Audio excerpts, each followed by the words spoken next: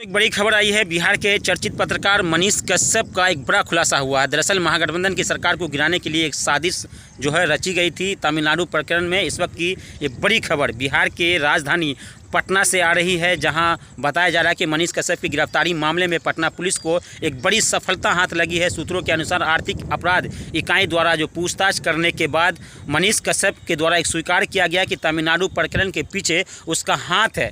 आसान भाषा में ये कहा जाए तो मनीष कश्यप पर फेक न्यूज चलाने का एकमात्र आरोप नहीं है, बल्कि तमिलनाडु प्रकरण में मनीष कश्यप के अतिरिक्त लगभग 50 से ज़्यादा यूट्यूब चलाने वाले जो पत्रकार थे उसे बिहार पुलिस के द्वारा नोटिस दिया गया था, जिसमें बिहार के लगभग तमाम अखबारों के संपादक को भी नोटिस दिया गया था। सबसे पूछताछ करने के उपरांत माफ़ीनामा पर साइन कराने के बाद सबको छोड़ दिया गया है। लेकिन मनीष कश्यप के पीछे पूरे बिहार इसलिए पड़ी थी क्योंकि इस प्रकरण का मास्टरमाइंड जो था वो मनीष कश्यप था। बिहार से आप समझ लीजिए कि मनीष कश्यप का जो फेक न्यूज़ चलाने का प्रकरण जो मनीष कश्यप को गिरफ्तार नहीं किया गया है, क्योंकि इस फेक न्यूज़ को चलाने और फेक न्यूज़ के डिजिटल और सोशल मीडिया पर कई लोगों ने प्रसारित किया था, सिर्फ मनीष कश्यप ने नहीं किया था। लेकिन मनीष कश्यप के पीछे ही पुलिस क्यों पड़ी रही, तो आज हम आपको पूरा डिटेल में बताने जा रहे हैं। दरअसल बिहार के चर्चित पत्रकार और मनीष कश्यप ने बिहार पुलिस के पूछताछ में क्या कुछ खुलासा किया है उसे बताएंगे। उससे पहले आपको बता दें कि टाइम्स ऑफ स्वराज की एक रिपोर्ट के अनुसार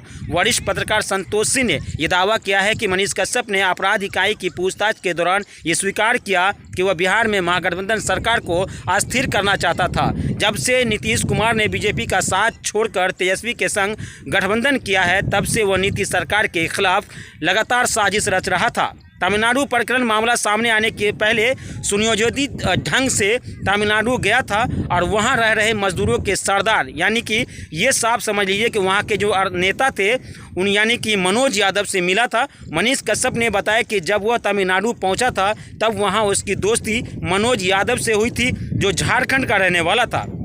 साजिश का पूरा टाइमिंग उस दिन ही क्यों चुना गया जिस दिन तेजस्वी वहां पर मुख्यमंत्री के जन्मदिन तमिलनाडु यात्रा पर थे, तो इस सवाल का जवाब देते हुए मनीष कश्यप ने कहा कि मैं जानता था कि बिहार के विधानसभा बजट सत्र शुरू होने वाला है और तेजस्वी जी वहां के सीएम के बर्थडे पर आने वाले हैं।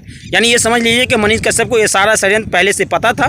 मनीष कश्यप ने यह भी बताया कि मुझे पता था कि वो 2 महीने पहले तमिलनाडु में रह रहे बिहारी मजदूर को स्थानीय लोगों से कुछ विवाद हुआ था और इस तरह से कहा जाए तो तमिलनाडु प्रकरण में व्यापक रूप से प्लानिंग की गई थी और पूरे प्लानिंग के मास्टरमाइंड मनीष कश्यप ही थे।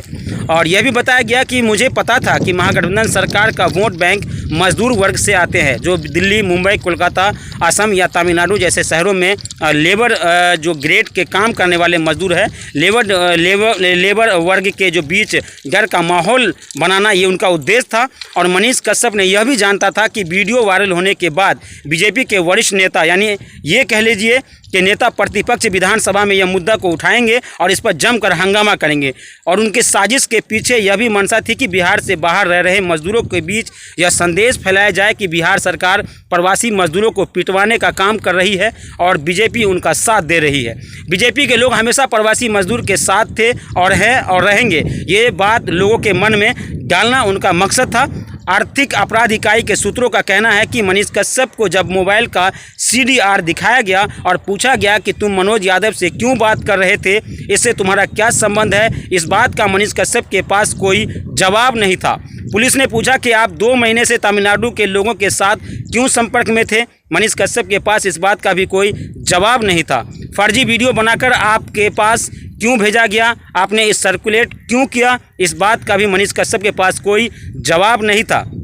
तो आसान भाषा में आप समझ लीजिए कि कितना बड़ा षड्यंत्र पहले से रचा गया था। दरअसल बिहार पुलिस का दावा है कि पटना के जक्कनपुर की तरह तमिलनाडु में भी तैयार कर पूरी प्लानिंग के साथ मजदूरों की एक नकली वीडियो बनाया गया था, जिसमें दावा किया गया था कि उनको पीटा जा रहा है। पुलिस की माने तो मनीष कश्यप मनोज यादव को जो है इंस्ट्रक्ट करता रहा था और वीडियो बनाता था। वहीं दूसरी ओर तमिलनाडु पुलिस का भी दावा है, उन्होंने एक आरोप लगाया है कि मनीष कश्यप तिरुपुर में चल रहे वस्त्र उद्योग को डैमेज करना चाहते थे। अब क्या सवाल है, अब ये भी जानिए कि मनीष कश्यप चाहता था कि तमिलनाडु के अधिकांश बिहार और झारखंड के लेबर भागकर अपने घर वापस लौट आ जाए।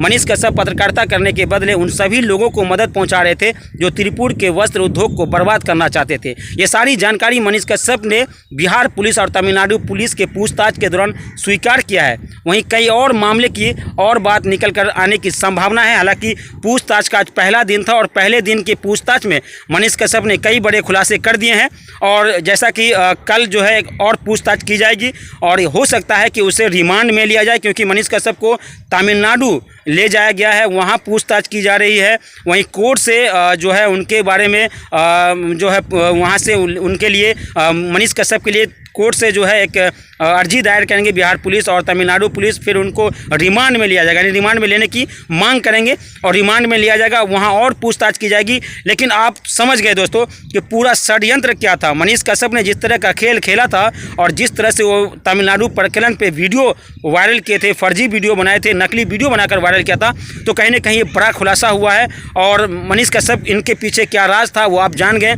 आगे और भी कुछ जानकारी आएगी, तब तक हम आपको फिर साझा करेंगे। तब तक मोबाइल रिपोर्टर देखते रहिए, जैसे ही कुछ जानकारी आती है आगे क्या कुछ होता है इस पूरी जानकारी आप तक पहुंचाने का प्रयास करेंगे।